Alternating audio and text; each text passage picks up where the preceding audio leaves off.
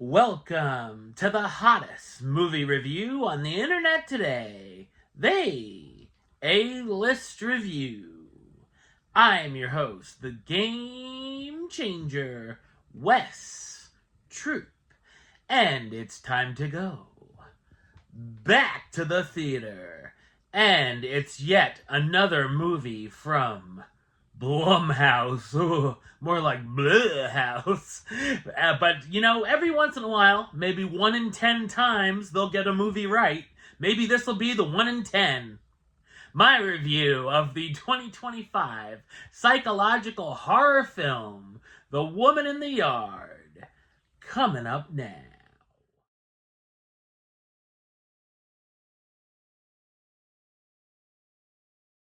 A mysterious woman repeatedly appears in a family's front yard, often delivering chilling warnings and unsettling messages, leaving them to question her identity, motives, and the potential danger she might pose.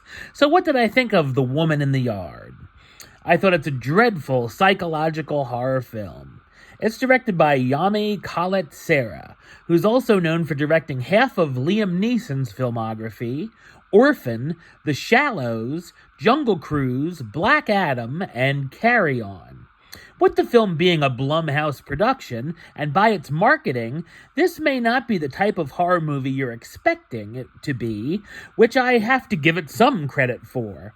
It becomes a metaphor of grief and depression, but it feels like it's trying too hard and is trying to be smarter than it actually is, becoming a worse version of the Babadook. Ramona and her two kids, Taylor and Annie, are mourning the loss of the husband and father of the family, David, who died in a car accident which left Ramona disabled. On a random day, they see the woman dressed in a black veil and dress sitting outside on their property. As the day goes on, she keeps getting closer to the house, and odd things begin to happen. It starts out with all the worst hits from the Horror Movie 101 textbook, but doesn't stop there, bringing out piles of cliches from the next volume, the Family Drama 101 textbook. And don't forget to throw in some terrible dialogue for good measure. Of course, the power is out and Ramona's phone is dead. The woman herself is creepy at first, and she has a cool few moments using shadow magic, but that's about it. There's really nothing scary, and almost all of the jump scares are lame. When twists are revealed, they're not surprising, and there's a ton of foreshadowing just in the first 10 minutes, where you can bet millions of dollars that certain aspects introduced will come back into play later. Also, the only character reacting in a sane manner is the teenage boy, as Ramona is kind of overall nonchalant about the whole ridiculous situation. Just one of the things that makes her character frustrating. The film keeps trying to trick the audience with what's real and what isn't over and over, and there came a point for me where I just didn't care anymore. I get what the film is trying to say, but it ends up falling on its face with segments that mean nothing and feel like filler to pad out the already short runtime and would have been better off as a short film.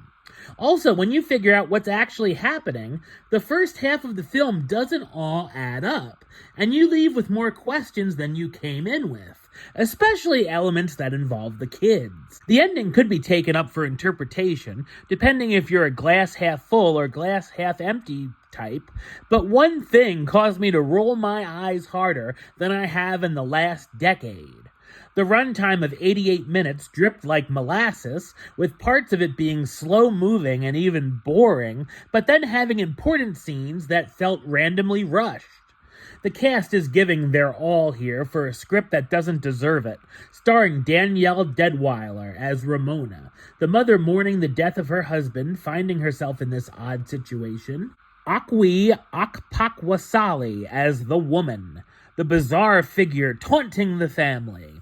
Russell Hornsby, who shares the same birthday as me, strange fact, as David, Ramona's late husband, and Peyton Jackson and Estella Kahia as Taylor and Annie, Ramona's two kids frightened of the woman. The Woman in the Yard tries to be something different, but doesn't add up to more than a poorly told after-school special, and felt like a waste of time. Number-wise, I'm going to give it a 2 out of 10, which gives it the A-list rating of, "Hey, Woman in the Yard, I only got 2 words for ya. Suck it." Alright, well that's the show. I'll be back with another review very soon.